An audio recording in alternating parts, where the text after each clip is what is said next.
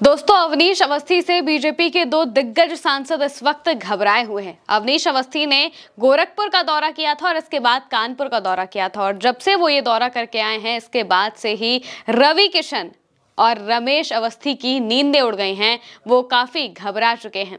लगातार इस बात का जिक्र किया जा रहा है, ऐसी अटकलें सामने आ रही हैं कि अवनीश अवस्थी उत्तर प्रदेश की राजनीति में कदम रख सकते हैं, यानी कि 2027 का विधानसभा का चुनाव लड़ सकते हैं और इस विधानसभा के चुनाव में वो टिकट जहां से लेंगे वो जगह गोरखपुर या फिर कानपुर हो सकती है। इस वजह से ही ये जो दोनों दिग्गज ब्राह्मण नेता हैं इस वक्त घबराए हुए हैं और अवनीश अवस्थी के चुनाव लड़ने की जो खबरें हैं वो लगातार बढ़ती जा रही हैं। सबसे पहले हम आपको अभिषेक उपाध्याय का एक ट्वीट बता देते हैं, जो कि काफी जाने माने रिपोर्टर हैं, उत्तर प्रदेश के में काफी अंदर खाने की खबरों को देखते रहते हैं, सुनते रहते हैं। उन्होंने एक पोस्ट किया। पोस्ट करते हुए वो लिखते हैं कि इस बात की पूरी संभावना है कि अवनीश अवस्थी अब राजनीति में आ सकते हैं। 2027 में वो कानपुर या फिर गोरखपुर की सीट से उम्मीदवार हो सकते हैं। इस कदम को उनके भविष्य और कवच दोनों ही दृष्टियों से देखा जा रहा है। श्रीलाल शुक्ल की रागदरबारी के शिवपालगंज का विस्तार यूपी की राजनीति के गर्भगृह तक हो चुका है, यानी कि उन्होंने सीधे तौर पर कहा है कि जो संभावना है वो अब बहुत ज्यादा तेज हो गई है, क्योंकि जैसे ही अखिलेश यादव बीते दिनों प्रेस कॉन्फ्रेंस करते हैं, प्रेस कॉन्फ्रेंस में खुलेआम अखिलेश यादव अवनीश अवस्थी का नाम लेते हैं। क्यों लेते हैं वो भी हम आपको बता देते हैं। दरअसल बीते कई दिनों से जो केतकी सिंह है, बीजेपी की विधायक हैं केतकी सिंह, उन्होंने एक सवाल के जवाब में अखिलेश यादव का नाम लेते हुए टूटी चोरी के जो आरोप उन पर लगे हैं उसको लेकर काफी अभद्र तरीके से बातें की थी और इसके बाद से ही प्रदेश में फिर से ये जो बात थी अखिलेश यादव को लेकर वापस से उड़ने लगती है। अखिलेश यादव प्रेस कॉन्फ्रेंस करते हैं और प्रेस कॉन्फ्रेंस में वो सीधे तौर पर कई बातों को बोलते हुए सीधा निशाना साधते हैं किस पर? अवनीश अवस्थी पर। मैं नहीं भूल सकता हूं, मैंने आपको कई बार कहा और फिर कहता हूं, मैं टोटी चोरी वाला मामला एक अखबार ने स्टिंग ऑपरेशन किया, याद करिए आप। एक पत्रकार ने पूरी जानकारी हासिल की थी और उसने कहा था कि आईएएस एक अवनीश अवस्थी है, अवनीश अवस्थी आईएएस। अवनीश अवस्थी को लेकर अखिलेश यादव सीधे अपनी बातें बताते हैं और कहते हैं कि मैं उस आईएएस ऑफिसर को कभी नहीं भूलूंगा। अवनीश अवस्थी वो ऑफिसर थे जिन्होंने मेरे खिलाफ ये अफवाहें फैलाई थी। जबरदस्ती जानबूझकर ये अफवाहें फैलाई गई थी ताकि मेरी जो छवि है वो खराब हो सके। ये बात खुलेआम अखिलेश यादव बोलते हैं और इसके बाद से ही अगर आप देखेंगे तो जो ट्विटर है, जो एक्स है, वहां पर अवनीश अवस्थी ट्रेंड करने लगते हैं और वो इस वजह से ट्रेंड नहीं कर रहे होते हैं कि अखिलेश यादव ने उन पर ऐसा हमला बोला या फिर उन पर निशाना साधा, बल्कि उनके सपोर्ट में परशुराम एक परिषद है वो आ जाता है।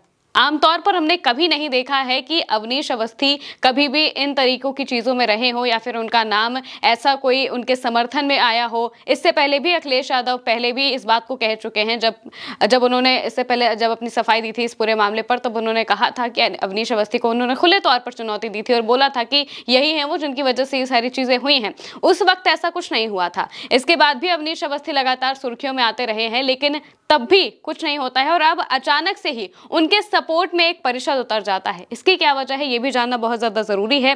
इसको लेकर भी अभिषेक उपाध्याय पोस्ट करते हैं और लिखते हैं कि कल अखिलेश यादव की प्रेस कॉन्फ्रेंस के बाद दो महत्वपूर्ण घटनाएं हुई हैं। एक, अवनीश अवस्थी ट्रेंड करने लगे। दूसरा, राष्ट्रीय परशुराम परिषद ब्राह्मण के नाम पर अवनीश अवस्थी के सपोर्ट में उतर आई है। यह आश्चर्यजनक था क्योंकि अवनीश अवस्थी का कभी भी किसी ब्राह्मण हित वाले मुद्दे से कोई जुड़ाव नहीं रहा है। उनकी पहचान योगी आदित्यनाथ के बेहद करीबी और विश्वास पात्र के रूप में ही रही है।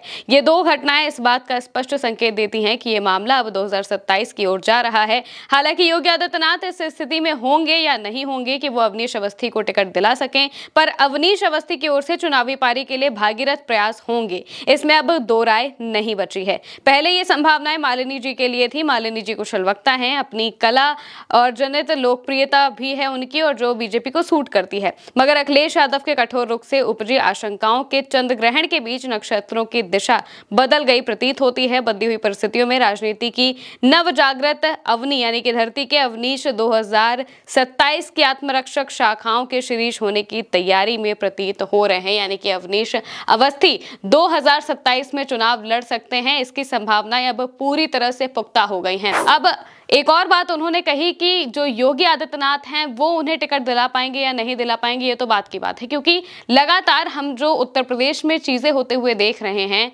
जो डिप्टी सीएम है वो अपनी पुलिस के खिलाफ बयान देते हैं। एबीवीपी जो कि बीजेपी का ही छात्र संगठन है, वो खुलेआम जो योगी आदित्यनाथ के खिलाफ नारे लगाते हुए दिखाई देते हैं, उनकी पुलिस के खिलाफ नारेबाजी करते हुए दिखाई देते हैं। वहीं दूसरी तरफ समाजवादी पार्टी का जो छात्र संघ है वो खुलेआम एबीवीपी के सपोर्ट में आ जाता है और दोनों छात्र संघ मिलकर प्रदर्शन करते हैं। ये बहुत बड़ी खबर है उत्तर प्रदेश की। इसी वजह से अब कहा जा रहा है कि योगी आदित्यनाथ को लगातार घेरा जा रहा है, उनकी घेराबंदी की जा रही है ताकि 2027 के पहले या फिर तब तक उन्हें हटाया जा सके। इस वजह से ये बातें हो रही हैं कि अवनीश अवस्थी को टिकट मिलेगा या नहीं मिलेगा, लेकिन अवनीश अवस्थी अपनी तरफ से पूरा जोर लगाने वाले हैं, इस बात में कोई दो राय नहीं बची है। जब से उन्होंने गोरखपुर और कानपुर का दौरा किया है, लगातार यही बातें सामने आ रही हैं कि या तो वो गोरखपुर या तो कानपुर से विधायकी का चुनाव लड़ सकते हैं। अब आपके मन में एक और बात होगी कि अगर वो विधायकी का चुनाव लड़ रहे हैं तो वहां के सांसदों को क्या दिक्कत होगी? दिक्कत बहुत ज्यादा होगी, क्योंकि अगर वो उस क्षेत्र के सांसद है तो वहां पे जितने भी विधायक हैं उन सबसे उनके अच्छा खासा मेलजोल होगा। कई विधायकों को उन्होंने खुद सपोर्ट किया होगा, बनाया होगा। अब अगर अचानक से अवनीश अवस्थी गोरखपुर या फिर कानपुर से चुनाव लड़ने की बात कह देते हैं, उन्हें वहां से टिकट मिल जाता है, तो जिन विधायकों को वो सपोर्ट करना चाहते हैं, चाहे वो रमेश अवस्थी हो चाहे वो रवि किशन हो, ये दोनों ही जिन विधायकों को अपने विधायकों को सपोर्ट करना चाहते हैं वो नहीं कर पाएंगे, उन्हें अवनीश अवस्थी को सपोर्ट करना पड़ेगा। इस वजह से ही वो इस वक्त काफी ज्यादा घबराए हुए हैं, क्योंकि राजनीति में आज से ही कल को देखना पड़ता है, परसों को देखना पड़ता है और अपने भविष्य की चिंता भी लगातार होती है। और इसी भविष्य की चिंता रवि किशन और रमेश अवस्थी को भी हो रही है। अब आखिर देखना होगा कि अवनीश अवस्थी क्या करते हैं। फिलहाल के लिए मेरे साथ इस खबर में इतना ही। आप देखते रहिए भारत 100।